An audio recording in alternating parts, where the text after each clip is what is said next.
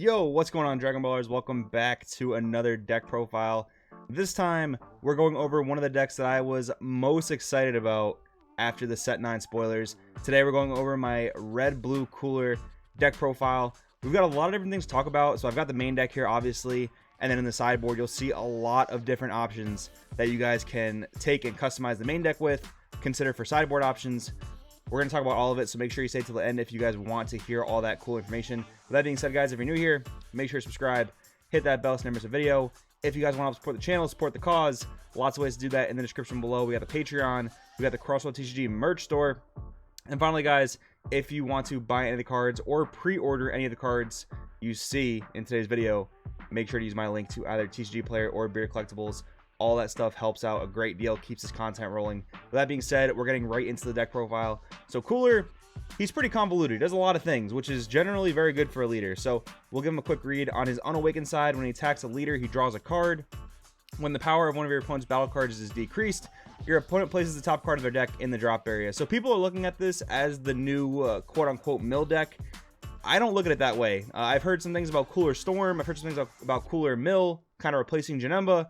This is more of a mid-range deck than anything else. This is not a main mill win condition. This is not a super aggressive deck. This is somewhere in the middle. The mill, in my head, is mostly just to put pressure on the opponent. When you're milling them, you're trying to hit their key pieces. Like if you're playing against Victory Strike, for example, and you mill the Victory Strike, that's going to feel really good. It kind of just punishes those players or those decks that just really draw through the whole deck, like Beerus, like Surge Goku sometimes when you abuse the Sand Instincts Goku in the drop area. That kind of thing. So as far as my testing has gone, the mill component of the deck has not been the strongest. Honestly, I think like the Android 18 like kind of cheese deck where you play the Frieza swap engine and minus all of your opponent's tokens that you give them, I honestly think that's more strong of a mill deck than Cooler is. But anyways, continuing with the effects, we've got an auto once per turn. If it's your opponent's turn and you decrease one of your opponent's battle cards power, you draw a card. So on the Unawakened side, that only happens during your opponent's turn. You awaken at 4 or less, you draw 1, you untap 1, and then Cooler Revenge transforms, attack, draw a card. When you decrease a battle card, they mill, and once per turn during either player's turn, when you decrease a battle card, you draw 1. So you really want to get to that flip side and abuse that ability. Let's go through the main deck. Frieza, Death's Embrace, new 1-drop auto. When you play this card, draw 1, activate battle, pay a red, choose up to one of your opponent's leader cards or battle cards, and it gets minus 10,000 power for the duration of the turn. So I kind of got to talk about this in tandem with Combo Attack Cooler. We're playing 3 of him. He's a 3-drop 15k, activate battle, pay a blue, choose 1 red or blue Frieza Clan card in your battle area other than this card, and return it to the owner's hand, then play this card from your hand. So the Frieza Death Embrace is the only way we have to go into that somewhat efficiently. There is the Mecha Frieza Energy, but we're never typically summoning that card. You can in like weird situations, but typically not. So auto once per turn when this card attacks or is attacked, choose 1 red-blue multicolor card in your drop area and combo with it. So he's essentially a 1 energy 25k attacker when you do that, but you're never really doing that in the early turns. That's more of like a late game push type of strategy. That's why we're playing 3 and 3. You would think, you know, your 1-drop cantrip, you want to play 4, but you really don't want to see too many of each of these cards. They can be kind of dead in your hands at certain points. But Frieza's great when you do get to play him early, like on turn 2 or turn 3, if you have random energy you're not going to use, because the activate battle of paying 1 and subtracting 10k from a leader or battle card is just insane value. Like against blue-green, just swing with the leader, minus a 10k. They have a really hard time getting out of that. It's really, really strong. And then if you do minus 10k certain leaders, especially on the Unawakened sides, this guy actually goes in for damage, which is pretty funny. And another thing, guys, we're not playing the Frieza swap engine in this deck. I feel like Cooler can't really play it efficiently because unfortunately Frieza swap does not have a Successor of Hope type of card to search out their archetype. They have leaders that scry the top few cards and look for them, but Cooler doesn't have that ability. So I feel like playing Frieza swap in this deck would be way too inconsistent. That's another reason why we're not playing the 5-drop Frieza in the main deck, but we'll talk about that once we get to the sideboard. So 4 Intensifying Power Trunks. Next format, you have to be playing Self-Awakening. Otherwise, you're going to be in really deep trouble with the Victory Strike U7 decks and with the Cell hand control decks. You really need ways to access your life. You really need ways to put pressure on cheap, and Intensifying Power Trunks serves that purpose in both ways. Denial of Hope at 2, amazing card, you're going to play it. SS3 Goku, one hit wonder. The Gokus are going to be pretty important as we go through the list, but you are playing a red based deck that focuses on subtracting the opponent's battle card power. So the free body from the 15k of the S3 Goku works out really well. Mach Speed Kaioken Son Goku, this is our main counterplay in the deck. You know, mostly you see Chomp the Trickster, you see Vegeta the Cruel, you see the Undying Link Spirit Gohan. Kaioken really hasn't seen its format yet, but in Cooler, it just makes perfect sense because you deal with anything 15k or less, or you can even deal with like a 10k and a 5k or 2 5ks, what have you, and you draw a card off of Cooler. So you're just taking maximum advantage of that. And again, it's a cheap Goku we're getting into play for something later. Topo Righteous Aid, it's red, you're playing it at 4, but Whis Coercion pairs really well with Topo Righteous Aid because sometimes you topo your opponent, you have that extra energy standing, they're going to try and kill you through the topo. They attack, they pitch 2, and you Whis Coercion. That feels really, really good. You made them pitch 2 to do nothing, basically. That feels really strong. 4 Bean. Bean is really weird. I've debated playing 3 or 4 of this card. No less, really, because sometimes you need it for the aggro pushes, the offensive pushes. But we've been in an aggro format, not an entirely aggro format, but Baby being the quote-unquote best aggro deck, Bean doesn't do a whole lot against it, but it is great against things like Demigra, like some lower to the ground aggro decks. So I think 4 Bean's okay. It could be a flex spot, cutting it to 3 potentially. Combo Attack Cooler, we talked about it. UI Goku, it's a blue counterplay. If you have access to it, you probably should play it. Good replacement to this card, though. A more budget alternative would probably be the Undying Link Spirit Son Gohan. That card definitely has its applications, so I would not say that is a bad card to replace this with at all. SS Goku, the ever adapting. So I was really looking for a card to help propel me into the mid-range part of the game, and I had a few options in there. A lot of them are in the sideboard at the moment, and I wasn't really super happy with any of them.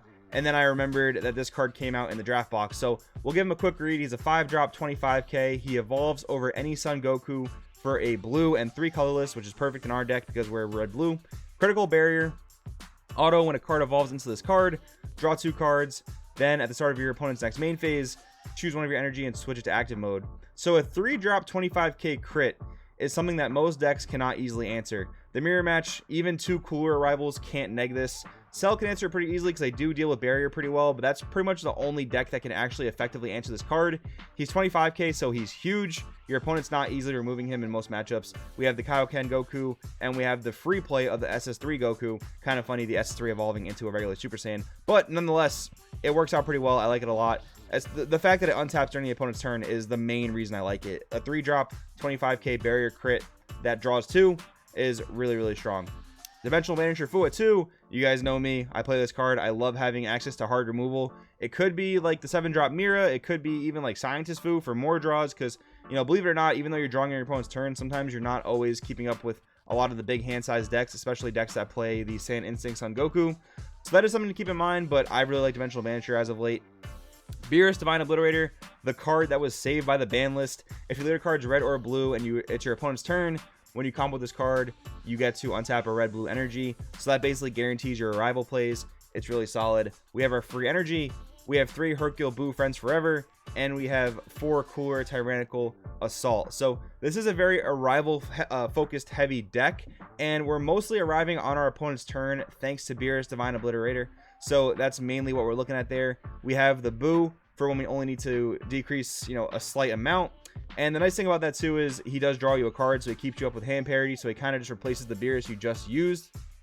But he is a 3 cost, so he's sometimes pretty vulnerable to certain counterplays like Vegeta the Cruel, like hidden potential, denial of hope, things like that. So you got to use him kind of sparingly, but being able to flute your topos back to your hand is really, really clutch. Then Tyrannical Assault, you choose up to 2 of your opponent's battle cards, give him minus 10k, ignoring barrier. Arrival for 1 red. You can be really aggressive with this card. Also very, very good defensively. He's basically extra combo power, which is really, really cool in a lot of cases because he does neg just about any battle card in the game. All right, going over the sideboard. Broly Crown of Retribution. I only played 2 in my Surge Goku lists, and I never felt like it was absolutely essential. I never felt like if I didn't have this card, I was going to lose. So I don't think you need it. I think it is a good card, clearly. Maybe sideboarding it for certain matchups could be appropriate, but I just feel like I had to talk about it because it's a red staple. We're talking about a red deck, so I feel like I wanted to just talk about it real quick. Fortune Teller Baba, another great card to consider for Cooler. Let's give it a quick read. When you play this card, choose one of your Earthling cards in your leader or battle area, and it gets plus 5,000 power for duration of the turn.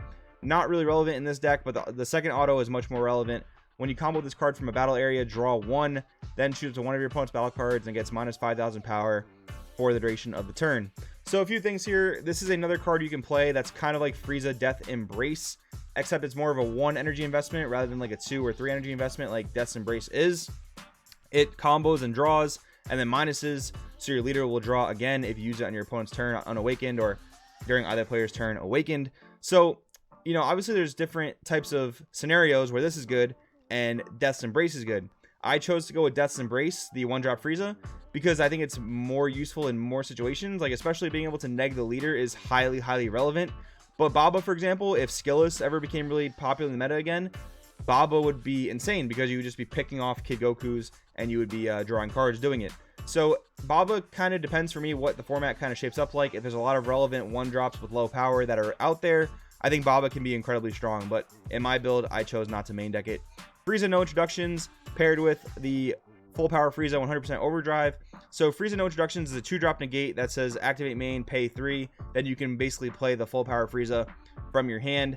I don't think this is a great main deckable engine because it's pretty heavy on slots in the deck. So you'd probably want to play 3 to 4 No Introductions and then 3 to 4 the full power Friezas.